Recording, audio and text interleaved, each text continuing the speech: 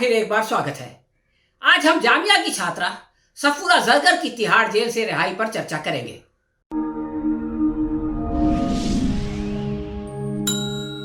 दोस्तों, सफूरा जरगर की जमानत पर हम केंद्र सरकार को धन्यवाद देते हैं कि उसने इस बार जमानत का विरोध नहीं किया।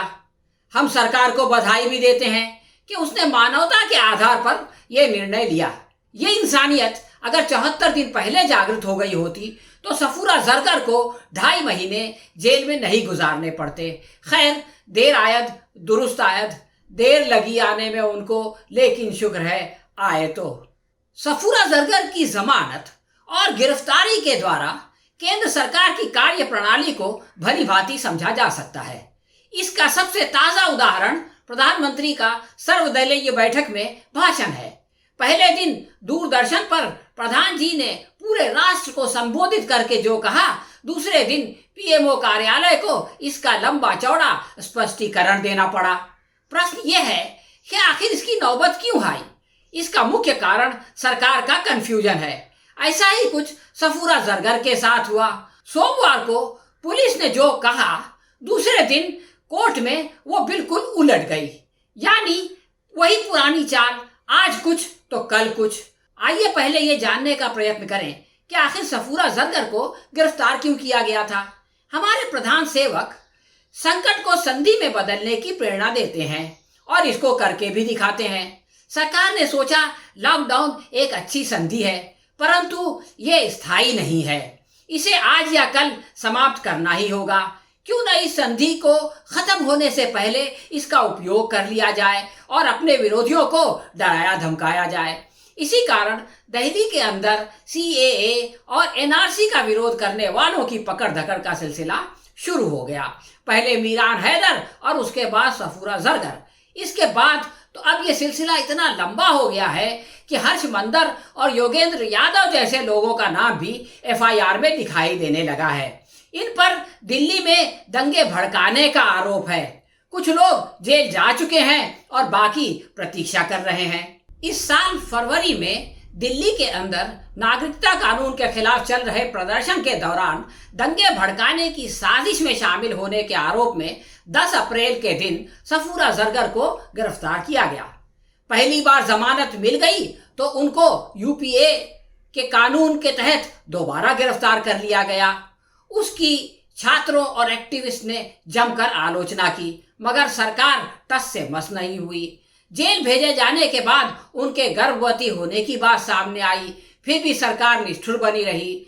जनता का आक्रोश बढ़ता रहा और पकड़ धकड़ का सिलसिला भी जारी रहा। इस प्रकार बदनामी बटोरते बटोरते सरकार ने 2.5 महीने गंवा दिए। सोमवार 22 जून को दिल्ली पुलिस ने हाई कोर्ट में जमानत का विरोध किया। उसने कहा कि गर्भवती होने की वजह से सफूरा जमानत की हकदार नहीं बनती। उस पर गंभीर आरोप हैं और पुलिस के पास इसके ठोस सबूत भी हैं। इसे जेल में जरूरी मेडिकल सुविधा दी जा रही है। बीते 10 सालों में 30 महिलाओं ने जेल के अंदर बच्चे को जन्म दिया है। इसका मतलब साफ था कि सफूरा जरगर को रिहा नहीं किया जाएगा और वो अपने होने वाले बच्चे को तिहाड़ जेल के अंदर जन्म देगी। परंतु मंगल की सुबह अचानक सरकार का मन परिवर्तन हो गया। सॉलिसिटर जनरल तुषार मेहता ने कोर्ट में पुलिस का पक्ष रखते हुए कहा कि सफूरा को मानवीय आधार पर रिहा किया जा सकता है।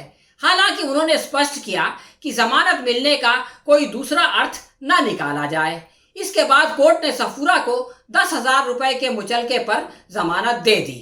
कोर्ट ने उससे कहा कि वो कोई ऐसा काम न करे जिससे जांच में रुकावट पड़े और भी कुछ शर्तें लगाई, लेकिन उनका कोई खास महत्व नहीं है। मानवीय आधार पर होने वाला ये मन परिवर्तन स्वागत योग्य है। ये क्यों हुआ, इसके अनेक कारण हो सकते हैं, जैसे ओआईसी का रिजोल्यूशन या हर्ष मंदर और योगेंद्र यादव जैसे लोगों को फंसाए जाने के खिलाफ होने वाला तीव्र प्रतिक्रिया। खैर, कारण जो भी हो, अब ये मामला रुकना नहीं चाहिए, बल्कि सारे बेकसूर लोगों को दोष मुक्त रिहाई देनी चाहिए और असली दंगाइयों को करार वाकई सजा मिलनी चाहिए। इस सरकार के लिए ये करना बहुत कठिन है, परंतु ऐसा करने में ही इसकी और देश की भलाई है।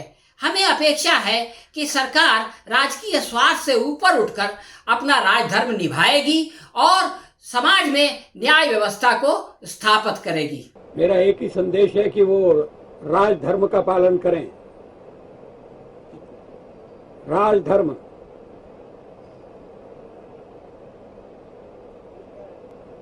ये शब्द काफी सार्थक है।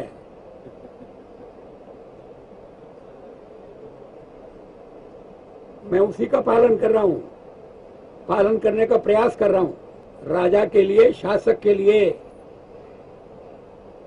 प्रजा प्रजा में भेद नहीं हो सकता,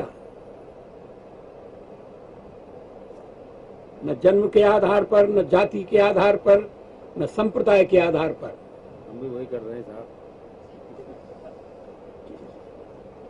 मुझे विश्वास है कि नरेंद्र भाई यही कर रहे हैं। हाँ तो दोस्तों, ये थी हमारी आज की समीक्षा। आपको कैसी लगी हमें कमेंट बॉक्स में लिखकर जरूर बताएं। अगर आपको पसंद आई हो तो इसे अपने दोस्तों में शेयर करें और इसे लाइक करें। हम बहुत जल्द किसी नए विषय पर आपसे फिर मिलेंगे। तब तक के लिए आज्ञा दीजिए। धन्यवाद।